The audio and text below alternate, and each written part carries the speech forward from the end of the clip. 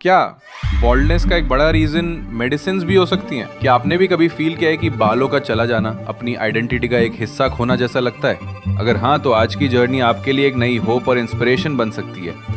चलिए शुरू करते हैं एक ऐसे पेशेंट की स्टोरी जिन्होंने फेस किया मेडिकेशन इंड्यूस्ड हेयर लॉस और फिर चूज किया अपने ट्रांसफॉर्मेशन का रास्ता हेयर ट्रांसप्लांट के जरिए। तो चलिए जानते हैं उनसे कि कैसा रहा उनका 5 month experience. Hi, my name is Ganesh Gulati and it's my third PRP in 2018 and I got a surgery. Because of that I lost so much weight and it's a very huge loss for my body, and after 2 years I had also suffered from jaundice and then next year I had a dengue. So my baldness is just not because of genetically, it's just because मुझे बहुत ज़्यादा hair loss इसलिए होने लगा कि मैं धीरे धीरे बहुत ज़्यादा मेडिसिन से एंड बीमारियों से घिरता चला गया। सो डे बाय डे मेरे को बॉल्डनेस फील तब होने लगी जब मेरा हेयर लॉस बिल्कुल नहीं रुक रहा था। एंड मैंने बहुत रेमेडीज़ यूज़ की, जिनमें काफ़ी अच्छे डॉक्टर हैं, मैंने उनसे ट्रीटमेंट लिया 1 साल तक। सब कुछ करने के बाद मेरे को ये चीज़ अब जाके पता लगी कि जो मेरे को मेजर हेयर लॉस हो रहा था एक मेडिसिन की वजह से हो रहा था। So the minoxidil was the solution जो मैं बहुत ज़्यादा यूज़ कर रहा था, और मेरे को नहीं पता था कि अल्कोहलिक मिनॉक्सिडिल सोल्यूशन मेरे हेयर के लिए ठीक नहीं है। मैं काफ़ी टाइम तक उसको 1 साल तक यूज़ करता रहा, वो भी एक बहुत बड़ा रीज़न था मेरे बॉल्डनेस का। काफ़ी बाल गिरते रहे। मैंने बहुत रेमेडीज यूज़ की, ऑनियन ऑयल लगाना या ऐसा घर में ही जो हल्दी का दूध पीना या दही के अंदर हल्दी मिलाना, मैंने बहुत सारी चीज़ें करी। बट वही है कि ये सारी चीज़ें आयुर्वेदिक थी और ये समय लेती हैं, और हमारी जो डेली लाइफस्टाइल होती है वो इतना टाइम नहीं दे पाते। बिकॉज मैं एज अ जॉब पर्सन, मेरे को सुबह उठना पड़ता है, अपनी शिफ्ट्स के लिए जाना पड़ता है। सैटरडे संडे ही 2 दिन होते हैं जिसमें हम ये सब कर रहे होते हैं और हमें रेस्ट भी करना होता है, तो ये सब पॉसिबल नहीं था। एट दी एंड मेरे पास यही एक ऑप्शन था कि मैं कुछ ऐसा करूं जो डॉक्टर से रिकमेंडेड हो। तो मैंने फर्स्ट वीडियो हेयर ट्रांसप्लांट की ऐसे शॉर्ट्स में देखी थी यूट्यूब में। वहाँ से मैंने इस चीज़ को सर्च किया कि ये कैसा, मतलब एथिकल है, बॉडी के लिए ठीक है कि नहीं, और ये क्या प्रोसीजर है। तो ये सब देखने के बाद मैंने सबसे ज़्यादा व्यूज़ QHT के देखे, और मैंने 2 वीडियो सबसे ज़्यादा हाईलाइट्स देखी, जिसमें आपने बहुत बड़े CID इंस्पेक्टर को आप जानते हैं, दया, या फिर राजपाल यादव, बहुत अच्छे एक्टर्स हैं। इन दोनों की वीडियोस को देखने के बाद मैंने धीरे धीरे स्क्रॉल डाउन करता हुआ इनके पेज पे आया। मैंने सारी वीडियोस एक एक करके फॉलो करी कि कैसे इनका प्रोसीजर स्टार्ट होता है, कैसे ख़त्म होता है। फिर एट दी एंड मैंने अक्टूबर 2 और 3 के आई गेस मैंने इनको कांटेक्ट किया। मैंने पूरा प्रोसीजर जाना कि कैसे ये स्टार्ट है, क्या इसकी फ़ीस है, कब ये ख़त्म होगा, इनका कितना इसमें पार्ट होता है, कितनी ये गारंटी लेते हैं। मैंने सब कुछ जाना। एज अ मिडिल क्लास हर एक इंसान का जानने का ये पूरा होता है, हक होता है। तो मैंने एक स्टार्टिंग से लेके एंड तक पूरे प्रोसीजर को समझा 1 महीना। और ऐसा ही नहीं, मैंने अपनी दिल की तसल्ली के लिए मैंने अपने आसपास के एरिया में भी मैंने इस चीज़ को कंपेयर किया कि क्या ये चीज़ें हो रही हैं वो ठीक है कि नहीं। कुछ अपने फैमिली डॉक्टर्स ने पूछा, और जब मैंने पूरी दिल की तसल्ली हो गई, फिर नवंबर में मैंने एक फर्स्ट पेमेंट करी जो मेरी उसके लिए था, मतलब एडवांस पेमेंट। तो उसके बाद मेरी जो सर्जरी थी वो 3 जन को स्टार्ट हुई, और पूरी 1.5 दिन की सर्जरी थी। फॉर हाफ डे मेरा स्टार्टिंग में 3 जन को ऐसा था कि मेरे बाल मतलब होल्स करने थे, पंचिंग करना था, तो आधा दिन उसमें चला गया। और नेक्स्ट डे मेरे को सुबह 7 बजे बुलाया गया, और 7 बजे से लेके शाम के 5-6 बजे तक मैं OT में था। मैं जागा हुआ था, काफ़ी अच्छा इन्होंने केयर किया। उस दौरान मेरे को ये भी बहुत अच्छे से पता लगा कि कितना अच्छा ट्रीटमेंट है, काफ़ी अच्छे डॉक्टर्स हैं।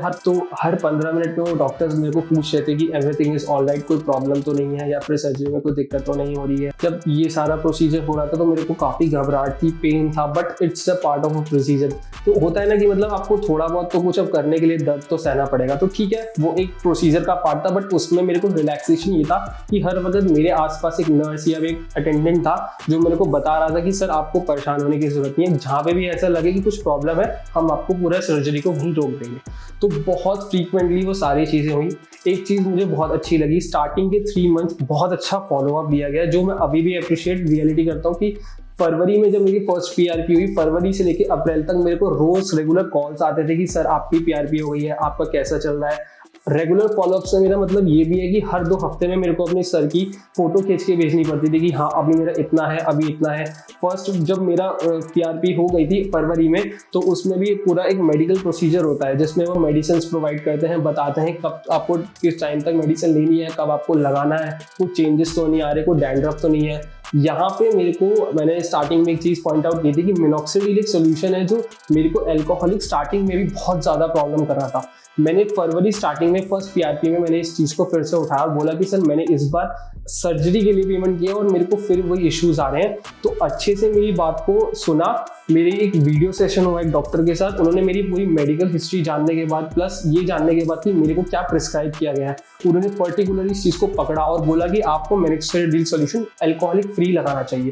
और वो दिन से लेके अब तक एक भी बार मेरे को डैंड्रफ नहीं है, कोई इचीनेस नहीं है, और वो मिनॉक्सिडिल सॉल्यूशन जो मैं अल्कोहलिक पिला रहा हूँ वो बहुत बेस्ट है। तो इन केस अगर आपको भी ऐसा लगता है कि आपको बहुत डैंड्रफ हो रही है तो आप डॉक्टर को भी ये चीज़ पूछ सकते हैं कि क्या मेरी बॉडी और मेरे हेड के लिए अल्कोहलिक सही है कि नहीं। और उसके बाद फिर मेरे को यही प्रोसीजर रहता था कि हर 45 डेज में मेरे को PRP के लिए आना पड़ता था, जो कि बहुत कन्वीनियंट है। कुछ नहीं है, आपको एक कॉल करना है कि आपकी फर्स्ट कॉल में आपको उठा लेंगे, इन केस बिजी है कॉल बैक कर देंगे। उसके बाद आपको बस अपना नाम बताना है, आपकी सर्जरी कब हुई है, और आपको ये पूछेंगे कि आपकी PRP कब हुई है, कौन सी PRP है। आपको ये डिटेल्स देनी है, आपकी वो फर्स्ट PRP बुक कर देंगे और जिस दिन आपकी PRP आपको चले जाना और अपनी PRP के लिए आ जाना। PRP कुछ बहुत बड़ा प्रोसीजर नहीं है, इसमें बेसिकली क्या है कि आप ही की बॉडी से एक यूनिट ब्लड लिया जाता है और उसमें से ना ब्लड काउंट्स को हटा के PRP सोल्यूशन उसे तैयार किया जाता है आपके सर में इंजेक्ट करने के लिए। ये मेरी 3rd PRP है और अभी मेरी 2 PRP रह रही हैं और अभी टचवुड मेरा प्रोसीजर अब तक ठीक चल रहा है, लेकिन कुछ चीज़ों का आपको बहुत अच्छे से ध्यान करना होगा। जैसे मैं अल्कोहल और सिगरेट नहीं लेता, बट इस चीज़ का बिल्कुल ध्यान रखना कि आप बिल्कुल मत लेना, रिकमेंडेड नहीं हो। अगर आपने इतना पैसा खर्च किया बट तो आपको नहीं लेना चाहिए, ये सब बेस्ट है। और डाइट पर थोड़ा ध्यान दीजिए क्योंकि अब आप इतना पैसा लगाएंगे तो डाइट पर तो ध्यान देना पड़ेगा। इससे बेस्ट है फिर जिम विम ज्वाइन कीजिए, बट कुछ भी कीजिए डाइट कंट्रोल रखिए, क्योंकि आप भी जानते हैं कि आप एक वर्किंग पर्सन है और वर्किंग पर्सन के लिए इतना पैसा खर्च करके सब करने के बाद भी कुछ फ़ायदा नहीं होगा। तो अभी तक का मेरा एक्सपीरियंस बहुत अच्छा रहा। मैं अपने एक्सपीरियंस से कहूँगा कि आपको कैप बिल्कुल नहीं पहननी है। ठीक है बाल कम है, अपने ड्रेसिंग सेंस को थोड़ा चेंज करो, कॉन्फिडेंस कम रहता है तो कम थोड़ा लोगों से इंटरेक्ट करो या फिर शांत रहो, लेकिन कैप पहनना इज नॉट अ सॉल्यूशन। अगर आप कैप पहनोगे तो आपकी और बाल जो है वो डैमेज हो जाएंगे। लेकिन जब मैंने QHT में आया, मैंने अपना ट्रांसप्लांट वगैरह कराया तो इसमें मेरे को काफ़ी चेंजेस मिले। फर्स्ट एक क्वेश्चन और किसी ने पूछा था मेरे से कि कैसे मतलब आपको रीग्रोथ कितनी जल्दी हो जाती है, आपका जो बैक का जो एरिया होता है जहाँ से बालों को प्लग किया जाता है। सो मैं ये नहीं कहूँगा कि 1 महीने में एक जादू हो जाता है, इट टेक्स टाइम, बहुत स्लो प्रोसीजर है। क्योंकि होता क्या है, बहुत सिंपल सा इसका एक आंसर है कि आपके जो बैक में जो सर में जो होल्स होते हैं वो एक होल के अंदर 4 बाल होते हैं। डॉक्टर क्या करता है, उन 4 में से सिर्फ 1 बाल निकाल लेता है। तो जब वो 1 बाल निकालता है तो कभी पता नहीं लगता, क्योंकि जब आपके हेयर ग्रोथ हो जाएंगे, नॉर्मल हेयर आ जाएंगे ना, तो उसमें कभी पता भी नहीं लगेगा कि आपकी पीछे से सर्जरी हुई है और 1 बाल लिया गया है। तो मैं एग्जैक्ट डेट नहीं, टाइम नहीं बोल सकता, बट हाँ 1.5 महीना लगता है आपके बालों से जब जितनी नॉर्मल ग्रोथ हो जाती है, क्योंकि वो आपको अच्छे से बॉन्ड करते हैं पीछे से भी अपने ब्लड निकालने के लिए। तो आपको भी पता होगा जब हम गंजे होते हैं तो 1-1.5 महीना हमारे नॉर्मल बालों को आने के लिए भी लगता है। तो 1.5 महीने के बाद जब आपके बैक के बाल आने लगेंगे तो आपको 1-2 चीजें बड़ी फेस करनी पड़ेगी। फर्स्ट, आपकी जो डेड स्किन होगी वो बहुत ज्यादा निकलेगी। आप अगर रब करोगे या हल्का सा भी हाथ लगाओगे तो आपको लगेगा कि यार कुछ हो रहा है, तो वो डेड स्किन है जो डॉक्टर्स ने वहां से हेयर निकाले हैं वो बहुत ज्यादा गिरती है। तो जब वो गिरेगी, आपके बाल वापस आ रहे होंगे तो एक रीग्रोथ हो रहा होगा आपकी हेयर्स का, प्लस आपकी स्किन का, नई स्किन का जो वहाँ पे आती है। तो उसके लिए बिल्कुल भी परेशान होने की जरूरत नहीं है। 1.5 महीने का प्रोसीजर है। जब आप अपनी फर्स्ट PRP करा लोगे फरवरी में, मान लीजिए आपने किसी भी, वैसे मैंने जनवरी में कराया था, मेरी फर्स्ट PRP फरवरी में हुई थी, तो फरवरी एंड तक यानी 25 या 28 फेब तक आपको लगेगा कि हाँ मेरे पीछे बाल आ रहे हैं और आपको पता लगेगा कि हाँ पहले से काफ़ी बाल आ चुके हैं और एक नॉर्मल सा लगेगा भी नहीं कि आपको कि आपने पीछे से बाल निकाले हैं कुछ है। फ्रंटल की बात नहीं कर रहा हूँ, जहाँ पे आपने ट्रांसप्लांट करवाया उसमें टाइम लगता है, मेरे को भी लगेगा, अभी भी स्टिल मैं प्रोसीजर में हूँ, लेकिन जो बैक का एरिया होता है जहाँ से बाल निकाले जाते हैं वो कवर अप हो जाता है। प्लस ट्रांसप्लांट कराने का मेरा मेजर रीजन सिंस यही था कि मैं एक कॉर्पोरेट मजदूर हूँ। कॉर्पोरेट में हमें आपको पता है कि हमारे लिए सबसे मेजर क्या होता है, आप जब किसी क्लाइंट के सामने या किसी भी मैनेजर के सामने जाते हो तो आपका फॉर्मल लुक, आपका ड्रेसिंग सेंस वो सबसे पहले चेक किया जाता है कि कैसा पर्सन दिखता है। आप चाहे कितना ही अच्छा काम क्यों ना करते हो, क्योंकि एक सरकारी नौकरी नहीं है कि आपको कुछ भी पहन लिया और आप बैठ के चले गए, तो आपको जाना पड़ता है ऑफिस में और अच्छा सा ड्रेसअप होकर जाना पड़ता है। तो मेरे लिए थोड़ा सा मेजर फॉल बैक था कि मैं कभी भी तो ऑफिस में कैप नहीं पहन सकता था और मेरे कहीं ना कहीं लैक ऑफ कॉन्फिडेंस रहता था जब मैं अपनी क्लाइंट के साथ मीटिंग करता था या मेरी कुछ प्रेजेंटेशंस वगैरह होती थी। तो मेरे को थोड़ा बहुत रहता था माइंड में कि मेरे को मतलब ठीक लग रहा हूँ ना, कोई प्रॉब्लम तो नहीं है, बार बार मैं अपना मिरर में देख रहा हूँ। ये एक ह्यूमन नेचर है, ये सबके साथ होता है। मतलब कहीं ना कहीं हमारे दिमाग में लगता है कि हम अच्छे दिख रहे हैं, हम कितने ही बहुत अच्छे क्यों ना हो किसी भी पढ़ाई में या फिर किसी भी प्रोफेशन में, लेकिन हमें लुक वाइज हमेशा जज किया जाता है। तो ये चीज़ हमेशा हमारे माइंड में रहती है कि यार ठीक लग रहा हूँ ना। तो इस वजह से मैंने ये चीज़ चूज करी, क्योंकि मेरा भी यही प्रॉब्लम था कि मेरे को कहीं ना फेस करने में प्रॉब्लम हो रही थी। और यार 25 साल हो गए थे, आगे शादी भी करनी है, तो ये चीज़ भी थी। अब वो ना बहुत लोगों के पास पैसा होता है, वो कर लेते हैं शादी, कौन बोला कि अपने लुक वाइज, मेरे पास इतना नहीं था, तो मेरे को थोड़ा अपना लुक को भी मेंटेन करना था। तो ये भी मेरा एक मेजर रीज़न था कि मेरे को ट्रांसप्लांट करवाना था और मेरे लिए बहुत अच्छा, मेरा अब तक का बेस्ट डिसीजन था कि मैंने करवाया। जब मैंने इस चीज़ के लिए रिसर्च किया, मतलब मुझे को लगा कि हाँ मेरे को सर्जरी करानी चाहिए, तो ये एक बहुत मेजर डिसीजन था। मैंने अपने फादर से और मदर से इस चीज़ को डिस्कस किया, तो वो बहुत ज़्यादा पैनिक थे कि ये कोई ठीक चीज़ है कि नहीं, मतलब ट्रांसप्लांट सेफ है कि नहीं।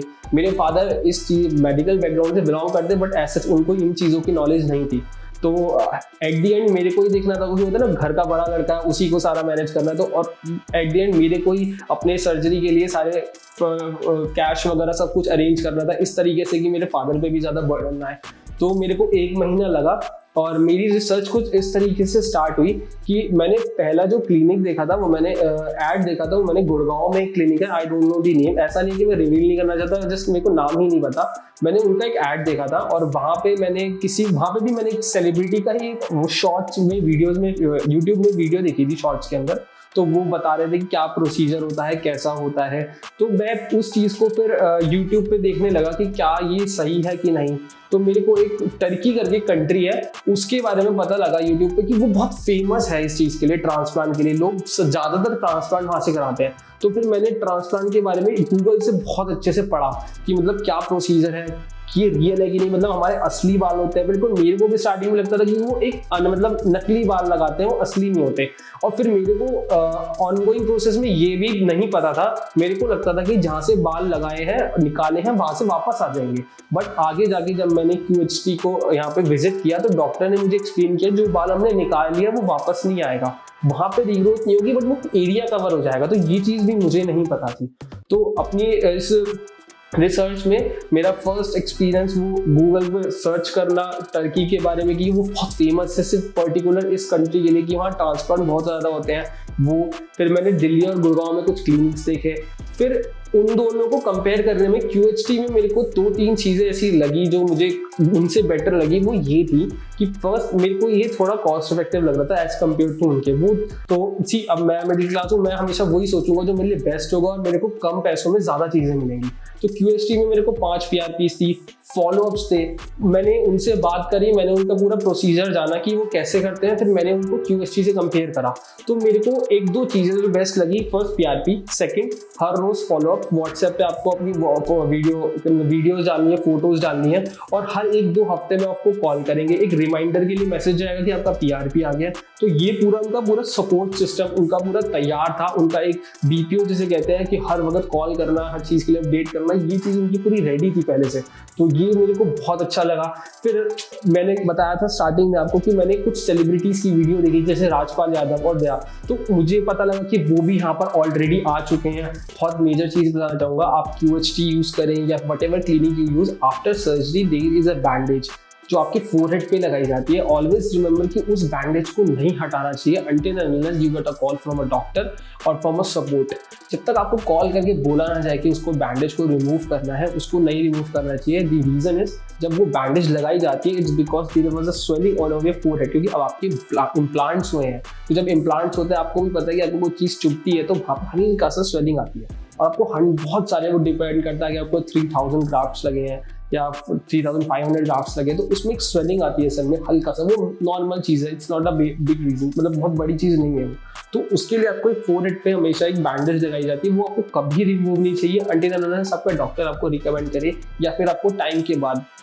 और उसमें मैंने इस चीज़ में मैं ये चीज़ ऐड करूँगा कि मैंने मतलब वो गलती करी, मैंने वो बैंडेज रिमूव कर दी थी तो हल्की सी स्वेलिंग नीचे आ गई थी, बट फिर मैंने डॉक्टर को कंसर्न करा और जल्द से जल्द उन्होंने मेरे को बोला कि वो बैंडेज लगाओ और ये मेडिसिन हम आपको दे रहे हैं, आपको ये मेडिसिन टाइम टू टाइम खाने ताकि वो स्वेलिंग फैल ना जाए। एज़ कम्पेयर टू अब आप ये चीज़ देखें कि आपको कितनी एलर्जी होती है कुछ, ऐसा कुछ नहीं होता, मतलब ये नॉर्मल सी चीज़ है, ये कोई मेजर सर्जरी वगैरह कुछ नहीं है, नॉर्मल आपकी जिसे कहते हैं आर्टिफिशियल सर्जरी में आता है, तो इसमें आपको कोई एलर्जीज नहीं हो सकती। और उसके लिए भी डॉक्टर आपको सर्जरी से पहले 15 और 10 टेस्ट देते हैं, वो टेस्ट आपको कराने होते हैं जो मैंडेटरी होते हैं। उन दो टेस्ट में आपको पता लगता है कि आपको किसी चीज़ से एलर्जी तो नहीं है, कोई प्रॉब्लम तो नहीं है, आपका शुगर, आपकी बीपी सब कुछ नॉर्मल है ना। ये सर्जरी से पहले आपको करवाया जाता है टेस्ट, और ये डिपेंड करता है कि वो टेस्ट आपको करने हैं या आप डॉक्टर के पास क्लिनिक पे जाके करवाओगे। ये मैं आपको इन जनरल बोल रहा हूँ, ये कंपेरिजन में नहीं कर रहा। अब मैं आपको ये चीज़ बताऊंगा कि मैंने QHT की चुना क्योंकि यही चीज़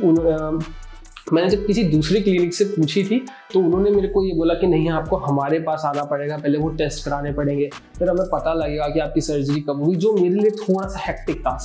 अभी QHT ने मुझे ऑप्शन दिया कि नहीं, आप अपने घर पे ही टेस्ट करा लीजिए किसी भी बढ़िया सी लैब से और आप हमें रिपोर्ट सेंड कर दीजिए, उन रिपोर्ट के बिहाफ पे हम आपको बता देंगे कि आप एलिजिबल हो कि नहीं। बट दूसरे क्लिनिक्स मेरे को ये चीज़ नहीं दे रहे थे।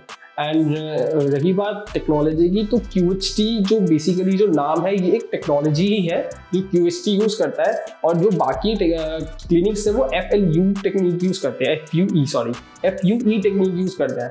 बहुत कॉमन कंपैरिजन है, आपको कहीं पे भी मिल जाएगा, इतना कुछ बड़ा डिफरेंस नहीं है। तो QHT और बाकी क्लिनिक में टेक्नोलॉजी में क्या डिफरेंस है, जब दूसरे क्लिनिक्स क्या करते हैं FUE टेक्निक यूज़ करते हैं, वो क्या करते हैं, जब आपके सर के पीछे से ग्राफ्ट्स निकालते हैं तो वो उनको स्टोर करके रखते हैं और उसके बाद वो इम्प्लांट करते हैं अपने सर में। QHT क्या करता है, जब वो आपकी ग्राफ्ट्स पीछे से निकालता है तो हाथों हाथ वो आपके उस इम्प्लांटेड एरिया में जहाँ पे आपको ट्रांसप्लांट कराना है उस ग्राफ्ट को वहाँ लगाता है। So it will be like कि QHT क्लिनिक में 5 to 8 डॉक्टर्स की टीम होती है जो आपकी OT में होती है, जिसमें से 2 टीम्स डिवाइडेड होती हैं। 3 जने क्या करते हैं, आपके सर के पीछे से ग्राफ्ट्स निकालेंगे। अब ग्राफ्ट से मेरा मतलब कि हेयर्स, छोटे छोटे हेयर्स जो आपके पीछे वाली साइड होंगे, और हाथों हाथ उनको निकाल के दूसरे डॉक्टर्स को पास ऑन करेंगे। और मैं उस वक्त जब मेरा ये प्रोसीजर हो रहा था तो आई वाज लाइक, मैं देख सकता था मेरे सर वाले एरिया में ही मेरे को एनेस्थीसिया दिया गया था जिससे मेरे को दर्द नहीं हो रहा था, बट आई कैन फील कि हाँ वो ग्राफ्ट्स पीछे से निकाल रहे हैं और हाथों हाथ दूसरी टीम की जो डॉक्टर्स है वो QHT टेक्निक यूज कर रही है जो हाथों हाथ ही मेरे सर में वो इम्प्लांट कर रही थी। बट बाकी क्लिनिक्स जो है ऐसा नहीं है कि वो खराब है, बट वो FUE में यूज करते हैं। इसमें डिफरेंस क्या आ जाता है कि जब आपके सर में से कोई ऑर्गन या कुछ चीज निकाला जाता है ना, तो उसकी लाइफ एक्सपेक्टेंसी होती है वो बहुत शॉर्ट होती चली जाती है। अब आप कुछ भी एग्जांपल ले सकते हैं, किडनी, हार्ट, कुछ भी हो, जब आपकी बॉडी में से निकाला जाता है उसका एक टाइम पीरियड होता है, एक टेम्परेचर होता है। और हेयर एक बहुत ज्यादा माइन्यूट चीज है जो आपके सर में से निकाली जाती है, तो उसको हाथों हाथ लगाना चाहिए, क्योंकि जितना वो बाहर बॉडी के रहेगा उसकी लाइफ और उसका जो मतलब एक वो जैसे मैं ये कह सकता हूँ कि उसकी जो लाइफ लॉन्ग है जो आपके सर में लगने की वो चीज़ है, मतलब जिस चीज़ के लिए भी करा रहे हो फायदा नहीं देगा। मतलब आप बाल एक बार पीछे आपने ग्राफ्ट निकाल लिया, आपने उसको स्टोर करके रख दिया कि हम उसको बाद में लगाएंगे, और बाद में वो डैमेज हो गया या फिर वो अपनी फुल एक्सपेक्टेंसी पे नहीं पहुंच पाया और फिर भी वो इम्प्लांट हुआ, तो वही चीज़ है ना, आपने बहुत ज़्यादा पे भी किया और फिर भी आपको फुल रिजल्ट नहीं मिला। तो ये बहुत बड़ी चीज़ है कि आपको ना इस चीज़ में देखना चाहिए। हम मोबाइल्स में भी बहुत यूज़ करते हैं, हम बहुत बड़ा पे करते हैं किसी मोबाइल के लिए, तो हम टेक्नोलॉजी देखते हैं ना कि इसमें फिंगरप्रिंट सेंसर है कि नहीं, इसका प्रोसेसर कैसा है, तो ये बिल्कुल सिमिलर है। तो बाकी क्लिनिक्स मुझे प्रोवाइड कर रहे थे, बट मुझे QHT कुछ चीज़ों में बेटर लगा। आज की तारीख में एक रिक्शे वाले के पास भी ना आईफोन रहता है और ये बहुत कॉमन चीज़ है। तो आजकल ये तो रहना हम इस चीज़ को तो बोल ही नहीं सकते कि ये अफोर्डेबल है या अफोर्डेबल नहीं है। ये डिपेंड करता है कि आपको उसकी चीज़ की नीड कितनी है। मैंने आपको अपनी नीड शेयर करी कि मैं एक कॉर्पोरेट में काम करता हूँ और मेरे को आई थिंक मीटिंग्स में या फिर मेरे को क्लाइंट से डील करना पड़ता है, तो मेरे को कॉन्फिडेंस चाहिए, या फिर किसी भी ऐसे पर्सन को जिसकी शादी होने वाली है उसको चाहिए कि हाँ भाई मैं वो चीज़ फेस नहीं कर सकता। तो रही बात अफोर्डेबल की, तो कोई भी चीज़ आज के टाइम में ऐसा नहीं है कि हम अफोर्ड नहीं कर सकते, डिपेंड करता है कि आपको उसकी कितनी नीड है। अगर आपको नीड ज़्यादा है और आपको ऐसा लगता है कि आप उस टाइम पे से अफोर्ड नहीं कर सकते, मैं भी अफोर्ड नहीं कर सकता था, आपको क्या लगता है मैं इस चीज़ को अफोर्ड कर सकता था? It's an expensive. तो ये डिपेंड करता है कि आपकी उसको कितनी नीड है। सी आप कहीं किसी सस्ती पे जगह जाओ, मतलब कोई आपको बोलेगा कि हम यही चीज़ आपको 50,000 में दे रहे हैं, 60, और होता है आप अभी दिल्ली में जाओगे, काफ़ी क्लिनिक्स हैं वो 50,000 और 20,000 में भी आपको यही चीज़ करके देंगे।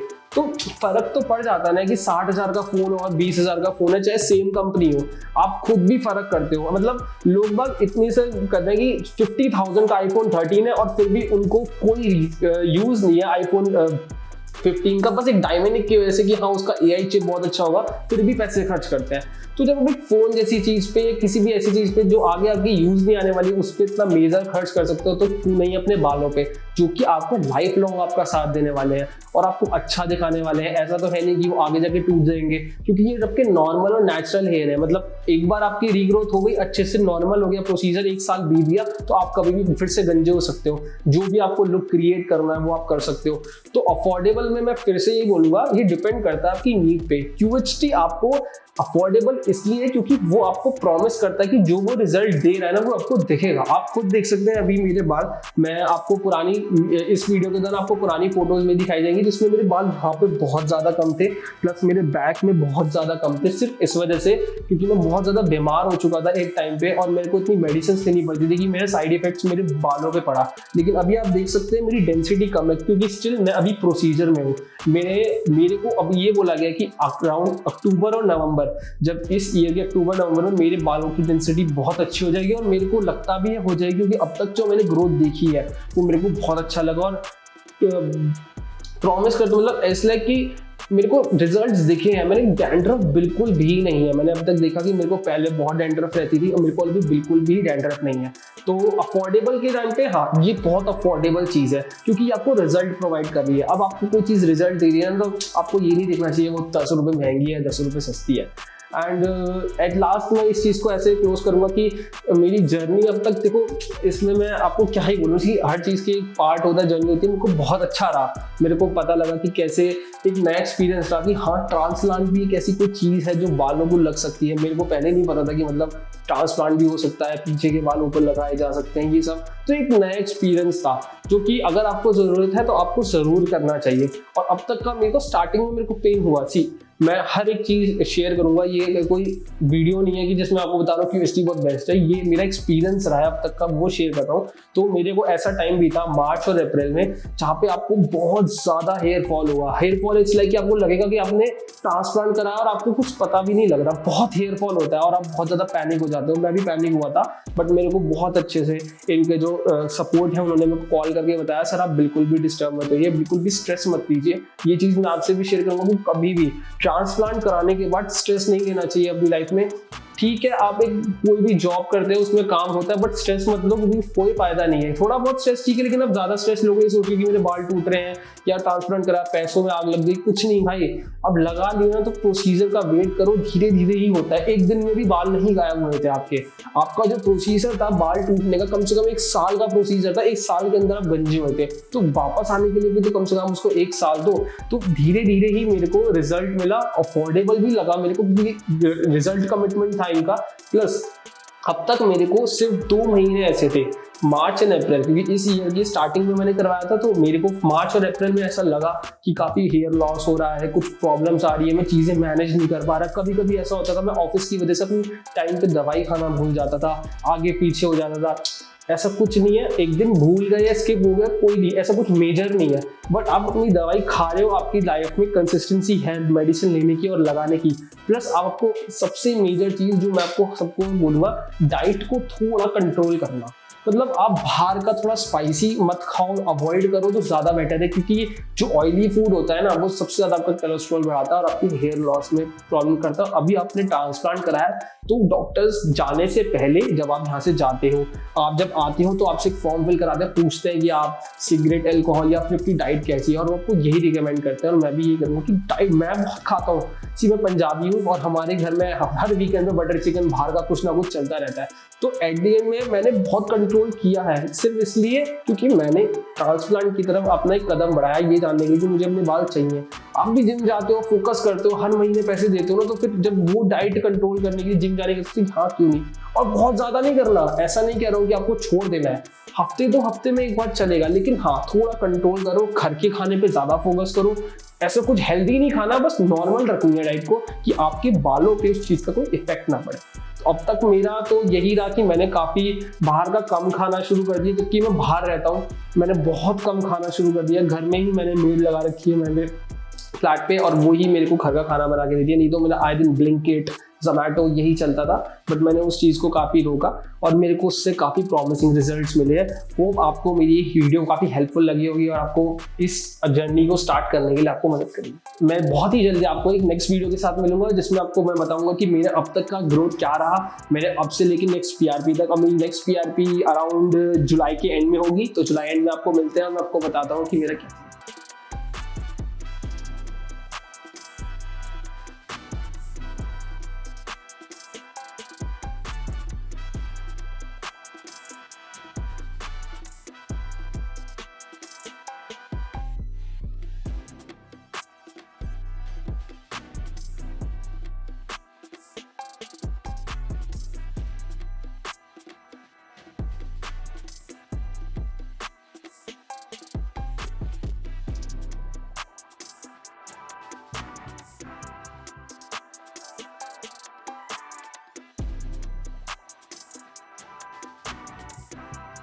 हेलो फ्रेंड्स, अगर आपने अभी तक हमारे चैनल को सब्सक्राइब नहीं किया है तो प्लीज इस वीडियो को लाइक कीजिए, शेयर कीजिए और हमारे चैनल को सब्सक्राइब कीजिए।